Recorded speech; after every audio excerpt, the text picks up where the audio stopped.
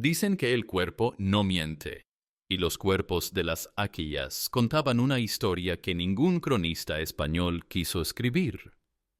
En las salas oscuras del Aclahuasi de Cusco, en aquella noche de enero de 1533, cientos de manos que durante años habían tejido oro y carmesí para los dioses temblaban ahora por razones distintas. Ya no por la concentración sagrada del ritual, sino por el terror de escuchar pasos extraños al otro lado de muros que ningún hombre, ni siquiera el Inca, había cruzado sin purificación. Eran las vírgenes del sol, las más intocables del Tahuantinsuyo, las que convertían fibra de vicuña en oración y economía. Pero esa noche, mientras la luna andina se escondía detrás de nubes bajas, algo se rompió para siempre. Las puertas sagradas, diseñadas para resistir terremotos, cedieron ante hachas de hierro. Y cuando los conquistadores entraron, no profanaron solo cuerpos, profanaron un universo entero, donde la mujer era columna vertebral del cosmos, no costilla de nadie. Para entender la magnitud de lo que se destruyó esa noche y en los años que siguieron, hay que retroceder, volver al Tahuantinsuyo antes de la fractura, cuando el imperio más extenso de América se sostenía sobre un principio que Europa tardaría siglos en comprender: la dualidad sagrada, el equilibrio perfecto entre opuestos complementarios. El Tahuantinsuyo no era solo un imperio, era una cosmología hecha piedra y ritual. Y en su centro, como ley fundamental, estaba la dualidad: Inti y Quilla, el sol y la luna; Hanan y Urín, arriba y abajo; Inca y Colla, hombre y mujer. Ninguno existía sin el otro. No era jerarquía, era complementariedad absoluta. La Colla no era esposa decorativa. Administraba provincias enteras mientras el Inca guerreaba, designaba sucesores, poseía tierras vastas cuyas cosechas alimentaban ejércitos, firmaba tratados. Las crónicas españolas, escritas por hombres que no podían concebir tal poder femenino, minimizaron su rol, pero los quipus no mienten. Cada nudo registra decisiones tomadas por manos de mujeres que movían hilos de un imperio de 4 direcciones, y si la Colla gobernaba desde la cúspide, las capullanas lo hacían desde las costas del norte.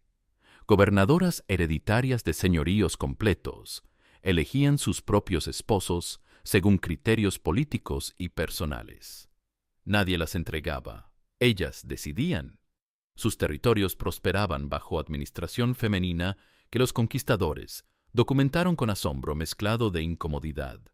Mujeres que ordenaban, que castigaban, que firmaban alianzas, mujeres que no pedían permiso, pero el corazón económico y espiritual del imperio latía en los Aclahuasi, las casas de las escogidas. Allí, desde los 8 años, niñas seleccionadas por belleza e inteligencia ingresaban a un mundo aparte. No era encierro, era consagración. Bajo tutela de las mamaconas, sacerdotisas ancianas que habían tejido sabiduría durante décadas, aprendían artes que sostenían el Estado. Tejían los textiles más finos del mundo conocido. Cada centímetro de tela de vicuña representaba horas de oración y técnica transmitida de generación en generación. Esos tejidos no decoraban, comunicaban. Los patrones geométricos eran lenguaje, historia, teología. Un poncho ceremonial podía financiar una campaña militar.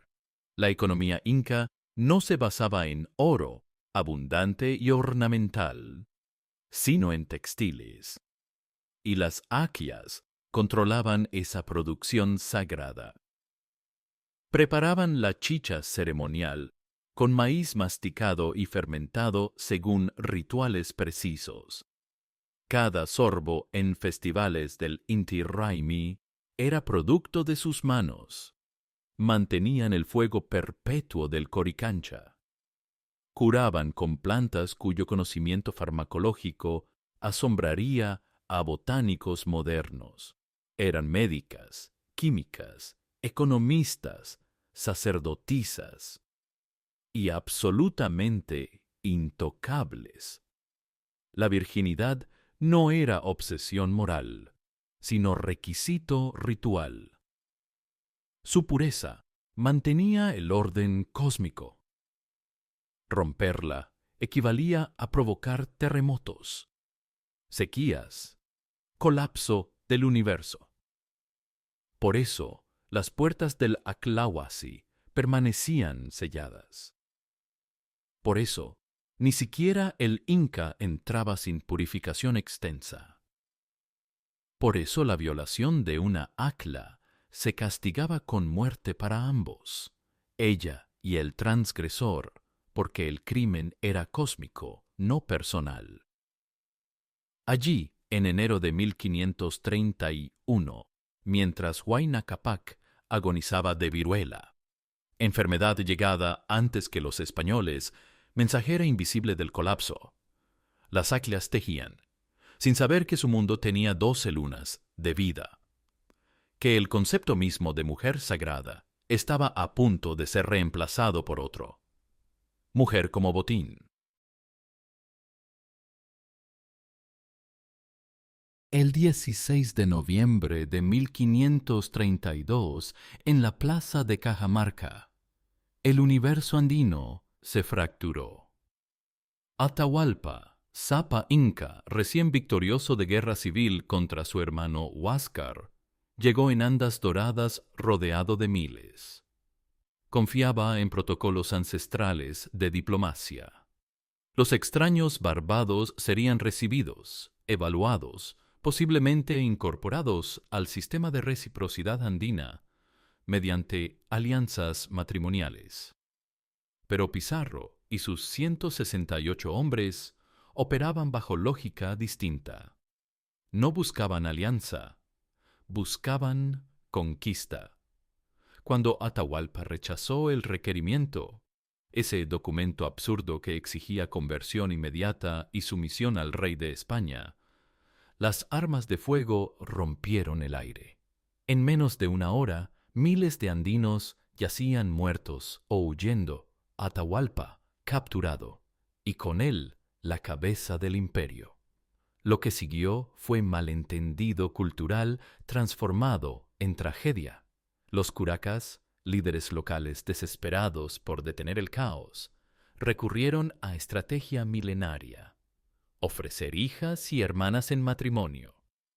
En lógica andina, convertir enemigo en yerno era domesticarlo, incorporarlo al ayllu, transformar violencia en reciprocidad. Un hijo nacido de esa unión sellaría paz permanente. Pero los españoles no veían propuesta diplomática, veían confirmación de creencia europea. Las indias eran naturalmente lascivas, ofreciéndose sin pudor. No comprendían que esas mujeres llegaban con dotes, con expectativas de respeto, con estatus de princesas que creaban parentesco político. Para los conquistadores eran solo botín de guerra, concubinas temporales, cuerpos para usar y descartar. Las primeras violaciones ocurrieron en contexto de guerra. Soldados tomando mujeres de pueblos conquistados, acto tan viejo como la violencia humana. Pero el verdadero sacrilegio llegó cuando empezaron a derribar puertas de los Aklahuasi. En Cusco, en 1533, tras la ejecución de Atahualpa y la marcha triunfal sobre la capital, Pizarro distribuyó la ciudad entre sus hombres, y en ese reparto incluyó los Aklahuasi. Para él eran solo edificios llenos de mujeres jóvenes. No comprendía, no podía comprender, que estaba entregando templos vivientes, que esas mujeres no eran solteras disponibles, sino esposas del sol, que sus cuerpos no les pertenecían a ellas mismas, sino al equilibrio cósmico. Cuando las puertas cedieron y hombres sin purificar entraron con antorchas y órdenes de desalojo, las Aclas no gritaron de inmediato. Primero hubo silencio de incomprensión. Luego, horror ontológico. El universo había dejado de tener sentido. Los muros diseñados para resistir terremotos no resistieron codicia. Las vírgenes del sol fueron arrastradas de sus telares mientras hilos de oro caían al suelo como vísceras del cosmos desgarrado. Algunas fueron entregadas como esposas a soldados de bajo rango. Otras se convirtieron en sirvientas de conquistadores que las violaban de noche y las obligaban a cocinar de día. Las más jóvenes y hermosas fueron reclamadas por oficiales como Pizarro y sus hermanos. No hubo ceremonia, no hubo ritual de purificación. No hubo reconocimiento de que esos cuerpos habían pasado años preparándose para tocar solo fibra sagrada. Y cuando quedaron embarazadas, porque la violación sistemática produce embarazos inevitablemente, sus hijos fueron los primeros mestizos, no nacidos de amor intercultural, sino de trauma masivo. Bebés con ojos del color de violadores, criados por madres que los miraban con amor instintivo y dolor profundo, rechazados por ambos mundos. Demasiado indios para españoles. Demasiado españoles para andinos. Pero esto fue solo el caos inicial de guerra. Lo peor vendría después, cuando la violencia dejó de ser espontánea y se volvió institucional. La conquista militar del Tahuantinsuyo tomó menos de una década. Pero la conquista de los cuerpos de sus mujeres fue más lenta, más sistemática, más permanente. Entre 1540 y 1550, el caos de guerra se transformó en orden colonial. Y ese orden tenía nombre: encomienda.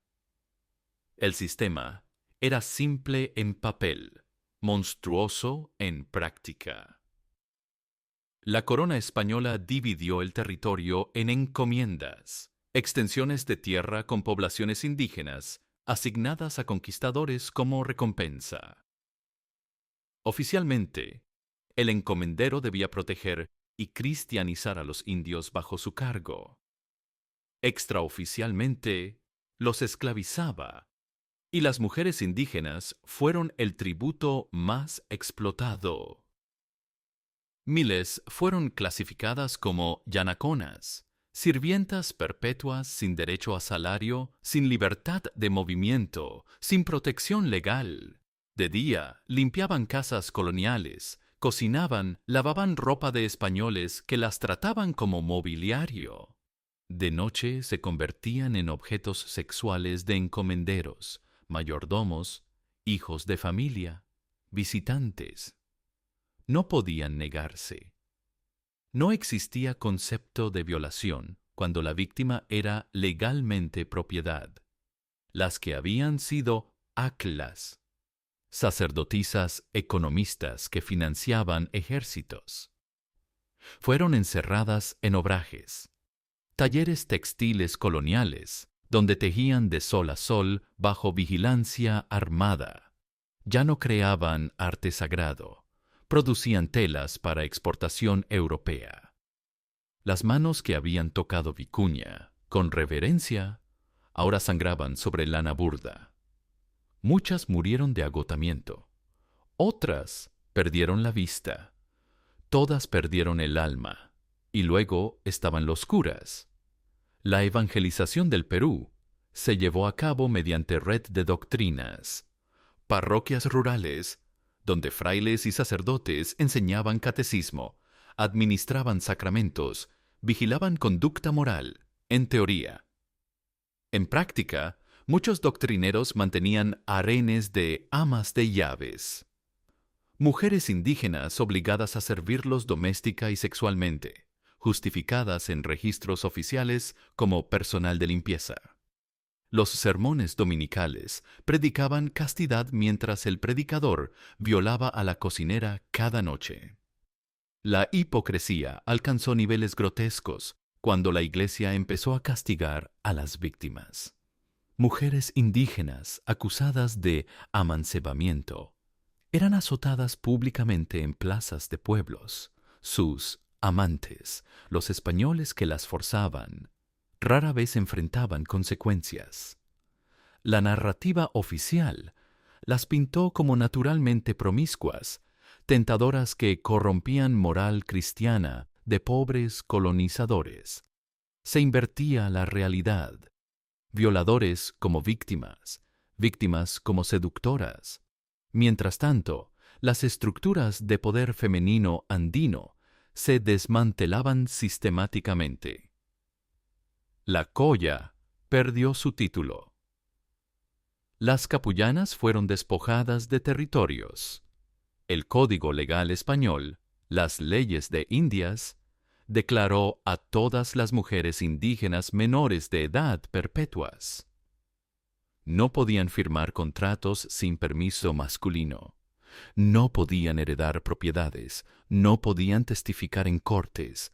Quienes habían administrado provincias ahora no podían comprar maíz sin autorización de esposo, padre, encomendero o cura. La dualidad sagrada fue reemplazada por jerarquía vertical. El equilibrio intiquilla se rompió en favor de Dios Padre sin consorte. El matrimonio andino, donde mujer y hombre aportaban por igual, fue sustituido por sacramento católico, donde ella prometía obediencia. La cosmología completa fue reescrita con tinta de patriarcado. Y con cada reescritura, con cada ley nueva, con cada doctrina impuesta, los cuerpos de las mujeres indígenas absorbían el impacto. Eran el primer territorio conquistado, el más accesible, el menos defendido. Sus vientres se convirtieron en campo de batalla, donde se libraba guerra cultural. Cada embarazo forzado era victoria colonial, cada niño mestizo, conquista confirmada. Pero las mujeres no se rindieron, simplemente cambiaron el campo de batalla. Cuando las armas son inútiles, cuando la ley es enemiga, cuando la religión oficial condena tu existencia, la resistencia se vuelve invisible. Las mujeres del Tahuantinsuyo conquistado no organizaron rebeliones armadas. Esas fueron lideradas por hombres como Manco Inca y fracasaron. Ellas libraron guerra más sutil, más paciente, más efectiva. La guerra de la memoria. Dentro de casas coloniales, donde curas y encomenderos no miraban con atención, las yanaconas susurraban quechua a sus hijos mestizos. No era solo lengua, era cosmología. Cada palabra transmitida era acto de sabotaje contra hispanización. Enseñaban nombres verdaderos de montañas sagradas, no los bautismos cristianos. Contaban historias de Pachacútec y Mama Ocllo, no de santos españoles. Cantaban canciones sobre dualidad cósmica mientras fingían rezar rosarios. Tejían códigos secretos. Los patrones geométricos en ponchos y mantas no eran decoración. Eran quipus textiles, registros de memoria en fibra. Tocapus, que parecían diseño estético, contenían información genealógica, calendarios agrícolas, mapas de seques. Las autoridades coloniales veían artesanía inocente. Las tejedoras sabían que estaban escribiendo historia prohibida. Escondían huacas, los ídolos andinos, rocas sagradas, momias de ancestros, objetos de culto. Fueron oficialmente destruidos en campañas de extirpación de idolatrías. Curas recorrían aldeas quemando símbolos paganos, azotando a quienes los escondían. Pero las mujeres se volvieron expertas en ocultamiento. Enterraban huacas bajo patios. Las camuflaban dentro de nichos de santos católicos. Adoraban a Pachamama disfrazada de Virgen María. El sincretismo no fue fusión voluntaria, fue estrategia de supervivencia. Algunas fueron más allá. Financiaron rebelión de Manco Inca con tesoros escondidos. Actuaron como espías, transmitiendo información sobre movimientos de tropas españolas. Envenenaron conquistadores que las violaban repetidamente, dejando que la muerte pareciera enfermedad natural. Practicaban medicina tradicional en secreto, curando con plantas que los doctores españoles llamaban brujería, pero funcionaban mejor que sus sangrías. Y sobre todo, se convirtieron en puentes vivientes entre pasado aniquilado y futuro incierto. Cada mujer que sobrevivió violación, cada madre que crió hijo mestizo sin renegar de raíces andinas, cada abuela que transmitió receta de quinua preparada según ritual antiguo, fue eslabón en cadena de resistencia. No heroísmo visible, heroísmo cotidiano de no olvidar. Pero la guerra tuvo precio terrible. Generaciones de mujeres viviendo dualidad impuesta, obediencia externa, rebeldía interna. Madres mirando hijos con rostros de violadores y amándolos de todas formas. Abuelas enseñando quechua en susurros, sabiendo que cada generación lo hablaba peor. Curanderas escondiendo conocimiento farmacológico mientras doctrina oficial las llamaba brujas. Y siempre el trauma transmitido, porque el cuerpo recuerda lo que la mente intenta olvidar. Las neurociencias modernas confirman que trauma masivo se hereda epigenéticamente, cambios en expresión genética causados por violencia extrema, transmitidos a descendientes. Las mujeres indígenas de hoy cargan en sus células memoria de violaciones de hace 5 siglos. No metáfora, biología. La narrativa oficial celebra mestizaje como encuentro de dos mundos, síntesis hermosa de culturas, nacimiento de nueva raza cósmica. Pero esa narrativa fue escrita por descendientes de conquistadores, no de conquistadas. La verdad es más oscura y mucho más dolorosa. Los primeros mestizos no fueron hijos de amor intercultural. Fueron hijos de violación masiva. Nacieron en habitaciones cerradas, en cuartos de servicio, en rincones oscuros de obrajes. Sus madres no eligieron a sus padres. Sus padres ni siquiera reconocían su existencia la mayoría del tiempo. Algunos conquistadores tomaron mujeres indígenas como esposas secundarias. Amancebamiento tolerado cuando producía herederos útiles. Garcilaso de la Vega Inca, cronista mestizo que romantizó encuentro hispano-andino, fue hijo de capitán español y princesa inca. Pero su padre eventualmente lo abandonó para casarse con española de linaje puro. Garcilaso pasó vida, dividido entre dos mundos que lo rechazaban por partes iguales. La mayoría de mestizos no tuvo ese privilegio ambiguo.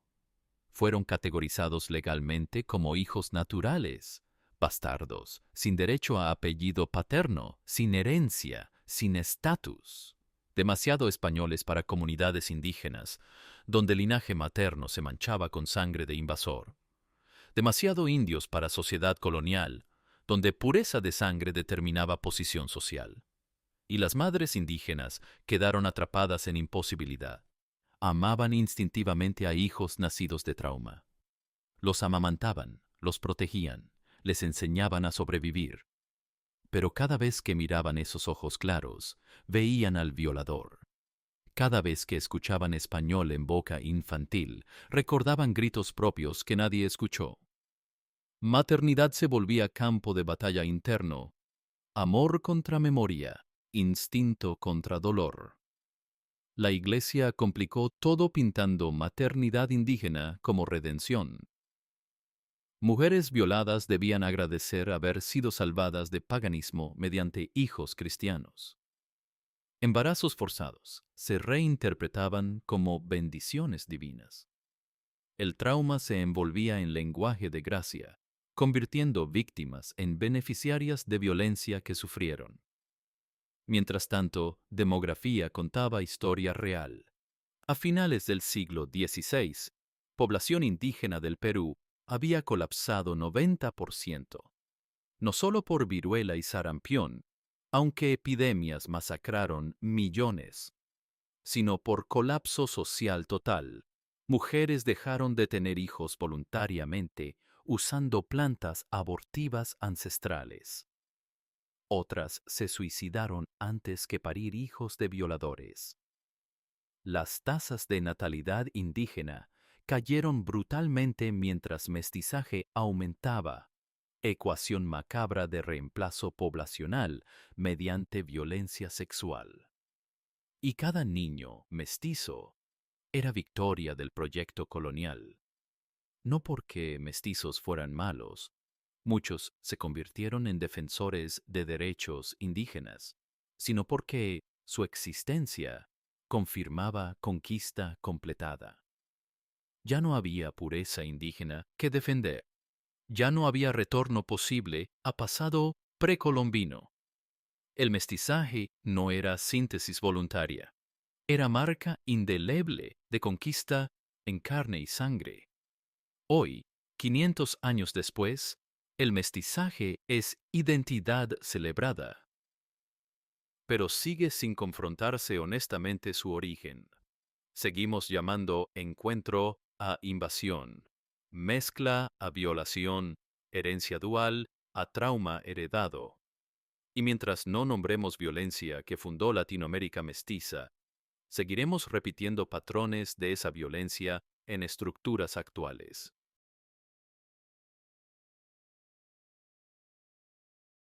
La conquista del Tahuantinsuyo no terminó en 1532, ni en 1572, cuando ejecutaron a Túpac Amaru, último inca de Vilcabamba. Tampoco terminó con independencia de repúblicas latinoamericanas en siglo XIX. Esas fueron revoluciones de criollos que mantuvieron intacta subordinación indígena. La conquista sigue viva porque nunca se desmontó su estructura de violencia. Las mujeres indígenas latinoamericanas de hoy ocupan escalón más bajo de pirámide social, construida sobre huesos de ancestras. Estadísticamente, tienen menor educación, menores ingresos, menor acceso a salud, mayor vulnerabilidad a violencia doméstica, no por deficiencia cultural, sino por diseño sistémico que comenzó en 1532 y nunca se revirtió. En mercados andinos, vendedoras con polleras de colores, vestimenta impuesta por colonización, no traje ancestral, venden quinoa a turistas que romantizan indigenismo mientras regatean precios. Esas mujeres son nietas metafóricas de Atlas, tejedoras, curanderas, guardianas de conocimiento. Pero la sociedad las trata como pintorescas, folclóricas, inferiores. Sus saberes sobre plantas medicinales se desprecian como superstición, hasta que compañía farmacéutica patenta principio activo y lo vende como innovación. En hogares urbanos, empleadas domésticas indígenas limpian casas de familias mestizas y blancas. Muchas sufren abuso verbal, explotación laboral, acoso sexual de empleadores. El sistema de Yanaconas nunca murió, solo cambió nombre. Ahora se llama servicio doméstico, pero la dinámica es idéntica. Mujer indígena trabajando en casa ajena, vulnerable, sin protección real. Su cuerpo disponible para quien paga.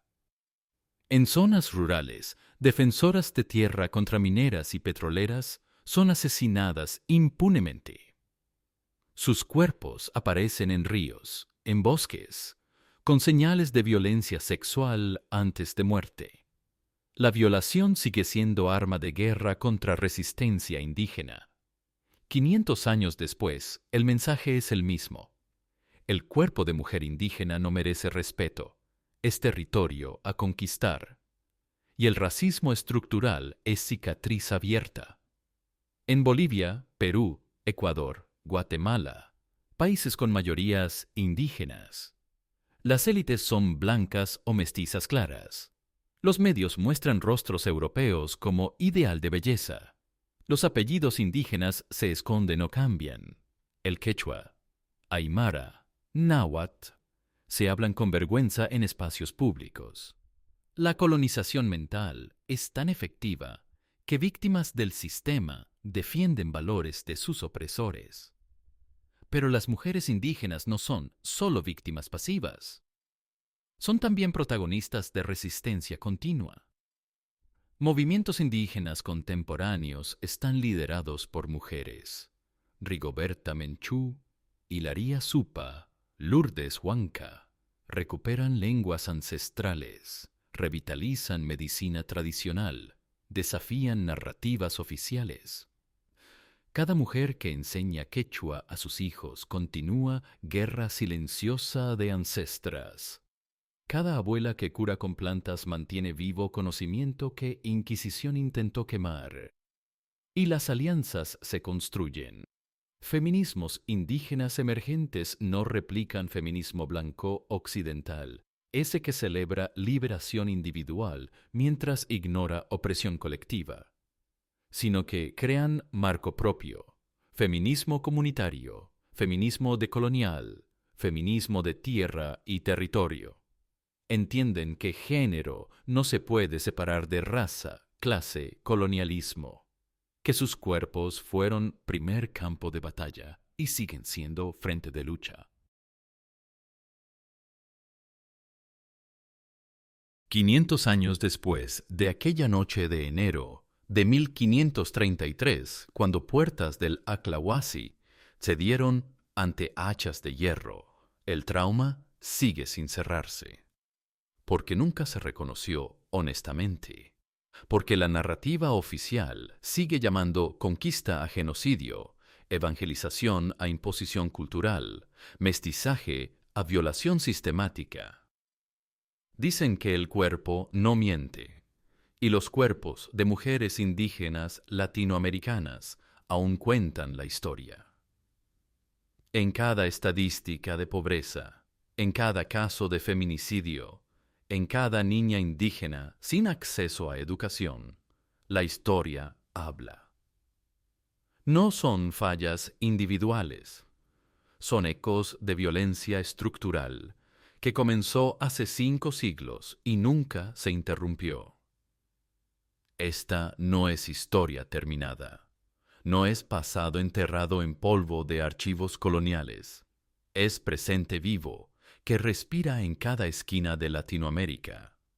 Las nietas de Atlas siguen aquí, vendiendo en mercados, limpiando casas ajenas, defendiendo tierra, enseñando lenguas prohibidas, curando con plantas despreciadas, resistiendo con testarudez que 500 años de violencia no pudieron quebrar. Porque al final, la mayor arma contra genocidio cultural es el recuerdo activo.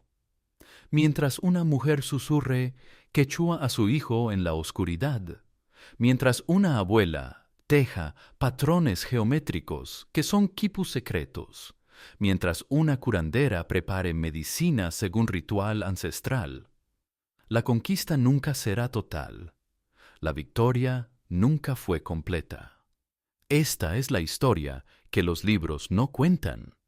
La historia de mujeres que fueron diosas vivientes convertidas en botín, de sacerdotisas económicas transformadas en esclavas, de vírgenes sagradas violadas por quienes no comprendían estar profanando cosmos entero. Pero también es historia de resistencia silenciosa, de memoria tejida en fibra, de guerra librada en susurros, de victoria medida no en batallas ganadas, sino en lenguas que no murieron. Las aclas no desaparecieron, se transformaron, se camuflaron, sobrevivieron. Y 500 años después, sus descendientes siguen tejiendo, curando, resistiendo, recordando, porque hay hilos que no se rompen con violencia. Hay memorias que no se borran con leyes. Hay identidades que no se conquistan con espadas. Así murió el Tahuantinsuyo, no con fuego de cañones, sino con fuego de violación sistemática. No con destrucción de templos de piedra, sino con profanación de templos vivientes. No con firma de tratados, sino con embarazos forzados. La conquista más efectiva es la que reescribe cuerpos, la que transforma violencia en estructura legal, la que convierte gritos de víctimas en silencio naturalizado. Pero mientras haya mujer indígena que recuerde, que enseñe, que resista, la guerra no ha terminado. Y la memoria es el campo de batalla donde aún se puede ganar. Sin justicia, sin reconocimiento, sin reparación, pero con dignidad intacta y memoria que arde.